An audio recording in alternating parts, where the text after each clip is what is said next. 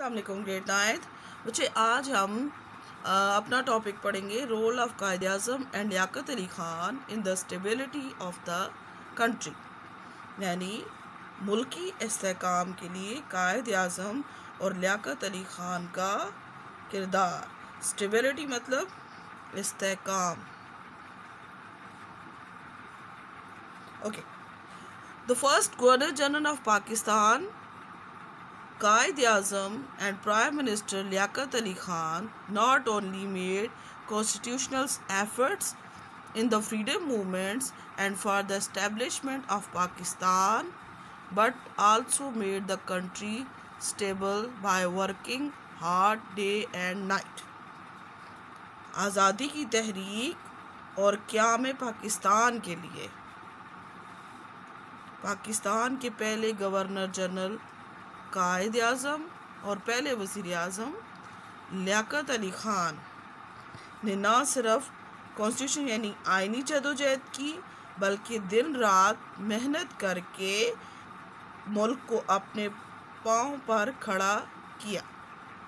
But serving the country for 1 year and 25 days, लेकिन कहते हैं कि 1 साल और 25 दिन तक मुल्क की खिदमत करने के बाद Quaid-e-Azam Muhammad Ali Jinnah, the father of the nation, की कौम के जो बाप थे, Quaid-e-Azam Muhammad Ali Jinnah died on 11 September 1948। वो 11 सितंबर 1948 को वफ़ात पा गए। During the little period of 1 year, जो 1 साल जो था, जो कलील अरसा था, कायद-ए-आज़म ज्वाइन विद लियाकत अली ख़ान।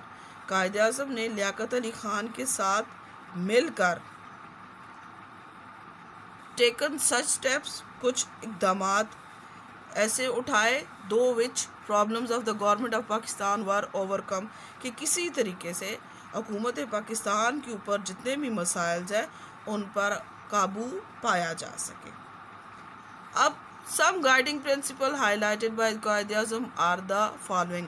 अब हम बच्चे पढ़ते हैं कि वो कौन से असूल थे, वो ज़रूरी असूल कौन थे कायद-ए-आज़म की, जिनकी उन्होंने निशानदेही की थी। One is for the rehabilitation of refugees, यानी महाजरीन की आबादकारी।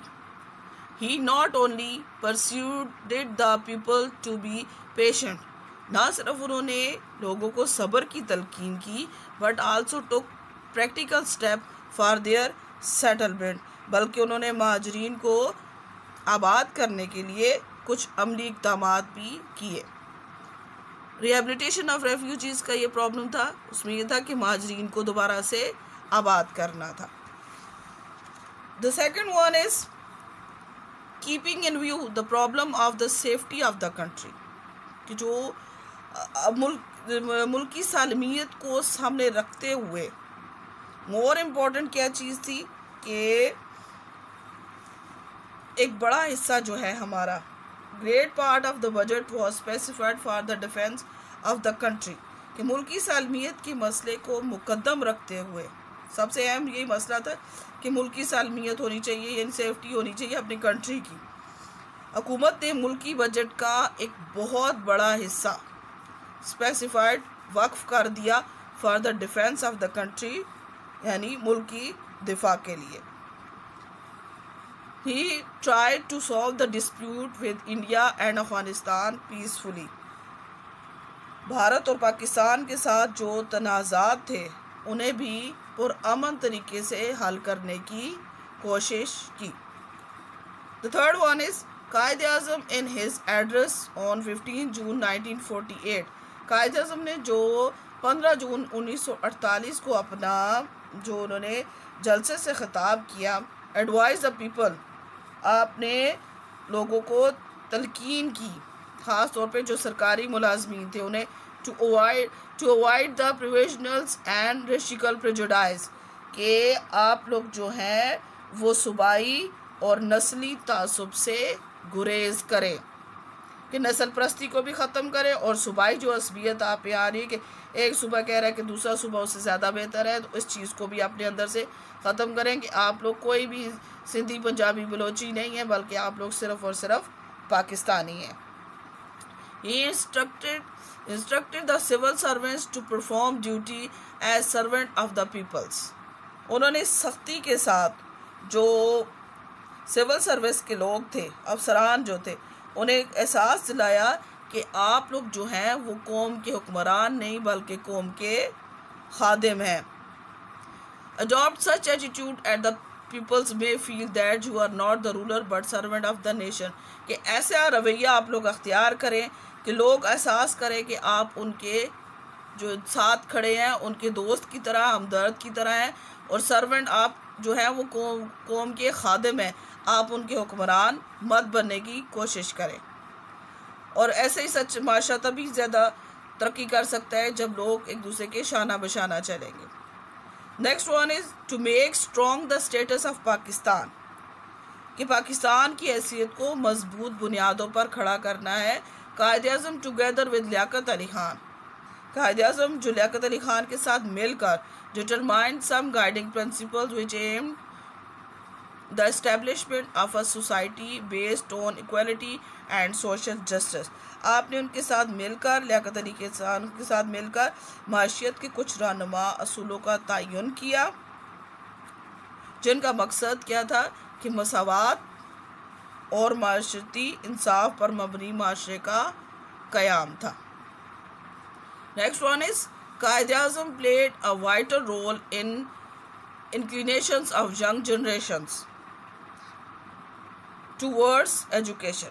कायद-ए-आज़म ने नौजवान नस्ल को तालीम की तरफ राग़ब करने में सबसे अहम किरदार अदा किया।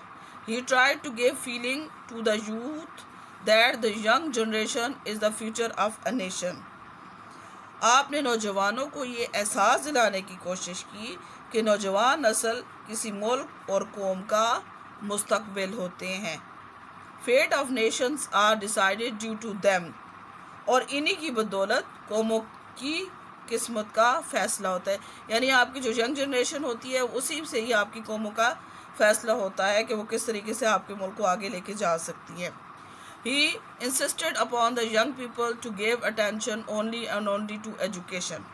आपने नौजवानों को तलकीन की कि वो सिर्फ और सिर्फ तालीम पर तवज्जो दें, and to avoid the agitation politics and work for the prosperity and existence of the country. उन्होंने कहा कि आप जो है वो एहतजाजी सियासत से गुरेज करें और मुल्क की बका और खुशहाली के लिए काम करें। नेक्स्ट कहते हैं कि Pakistan came into existence on the world map on 14 August 1947। Pakistan came into existence on the world map on 14 अगस्त 1947। पाकिस्तान एक नई मुमलिकत के तौर पर 14 अगस्त 1947 को दुनिया के नक्शे पे उभरा।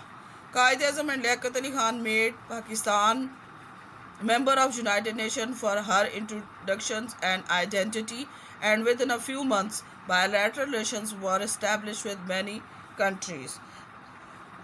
इसकी शनाख्त और तारुफ के लिए, पाकिस्तान की जो शनाख्त थी उसके लिए और तारुफ के लिए कायद-ए-आज़म ने और उनके साथ मिलकर लियाकत अली ख़ान ने पाकिस्तान को अक़वाम मुत्तहिदा का रुकन बनाया, और चंद ही महीनों में कई ममालिक के साथ हमारे दोस्ताना ताल्लुकात कायम हो गए। The important point regarding foreign policy of the new country was that there will be friendly relations on equality basis with the countries in general and with neighbors and Muslim country in special. Pakistan की नई हुकूमत की खारजा policy के हवाले से एक अहम नुक्ता था कि तमाम ममालिक से बिलअमूम कि जितने भी हमारे रिलेशन है इक्वलिटी बेसिस होंगे, और जनरली बिलअमूम और जो हमारे मुस्लिम कंट्रीज़ हैं उनके साथ स्पेशल्स कि उन ख़ास तौर पर उनसे बराबरी की बुनियाद पर दोस्ताना का ताल्लुकात कायम होने चाहिए। तो ये था बेटा आज का हमारा टॉपिक। इससे रिलेटेड मैं आपको क्वेश्चंस असाइनमेंट में सेंड करूँगी तो आपने उसको सॉल्व करना है। अल्लाह हाफिज़।